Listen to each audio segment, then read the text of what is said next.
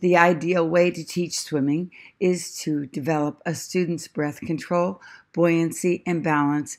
They must also be aware of the ability to be buoyant in the water so that it is easier for them to learn to effortlessly bob and balance in all positions. This is the perfect example of jellyfish and manatee. They are essentially one and the same. Although jellyfish mainly describes casual, relaxed bobbing, and manatee describes the same as well as effortless, slow, easy swimming. Both are open water skills. It is beautiful to see that Robbie, at 14 months old, feels no need to find or reach the wall, the step, the platform, or another adult while he swims. This is the opposite of what we refer to as a destination swimmer.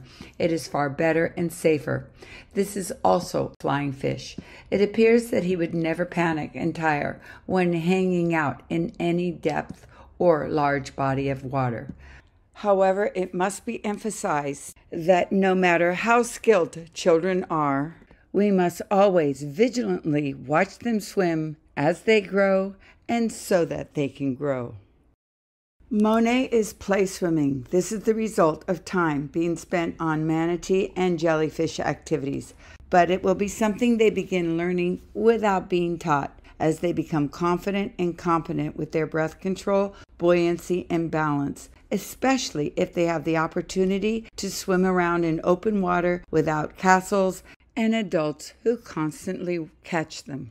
They swim like this because they can. It is not an efficient, fast way to swim the distance, but it is an efficient, relaxing way to bob and hang out in open water. Monet has figured out how to balance in the water because she trusts her buoyancy. This balance is making it effortless and easy for her to recover for air whenever she wants.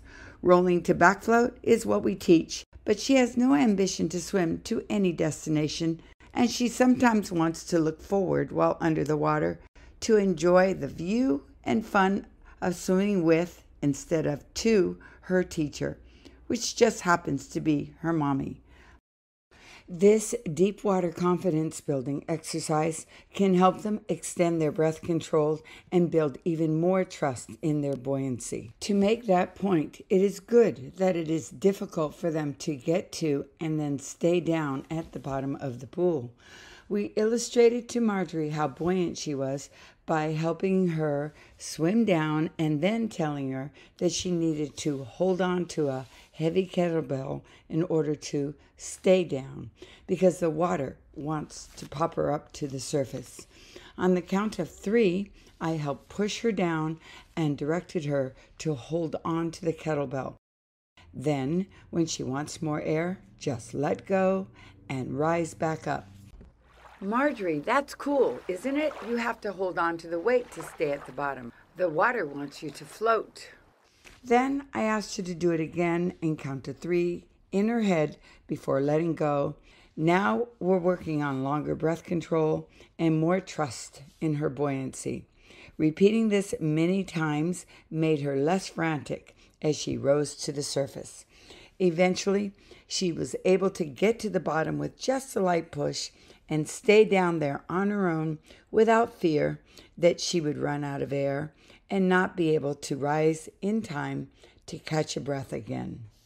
When students learn to swim down to the bottom of the pool by themselves, it is easier to teach them to dive, although we do not teach diving until they are more mature and able to follow safe diving rules. Robbie was not taught to do this with pulling. We prefer that they do a surface dive and kick to the bottom. Though we want them to treasure hunt like this in grade 5, it is not a requirement to graduating from it. The effort of practicing this skill is fun, and it helps them understand that sinking to the bottom is actually a challenge. We tell them that the water wants them to float. This activity addresses the development of their breath control and reinforces trust in their buoyancy.